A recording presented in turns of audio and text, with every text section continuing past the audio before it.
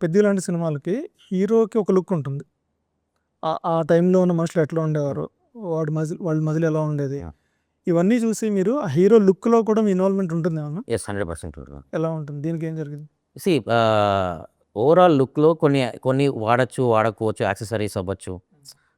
Look అంటే overall look will be accessories also. Without elements అని కాదు.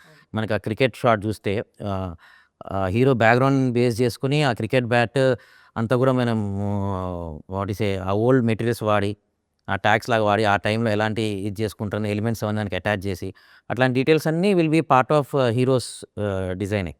హీరో వాడిన ప్రతి aspect will come under production design. ఇప్పుడు ఇదేంటండి ఆ బ్యాట్‌కి ఏదో పులిగోరు కట్టారు. హ్మ్. రుద్రాక్షలో ఏంటి?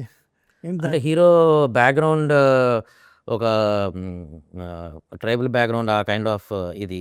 సో, అయితే అది దృష్టిలో పెట్టుకొని తను ఓన్‌గా తను డిజైన్ చేసుకుంటే అలాంటి ప్లేస్ వాళ్ళు ఎలా డిజైన్ చేసుకుంటారు అనే యాస్పెక్ట్‌లో ఆ ఎలిమెంట్స్ అన్నీ యాడ్ చేయడం జరిగింది. అంటే హీరో క్యారెక్టరైజేషన్‌కి అదేమన్నా సింబాలిక్ అనుకోవచ్చా? యెస్. డెఫినెట్‌లీ. అది మీరు సినిమా చూస్తే తెలుస్తుంది.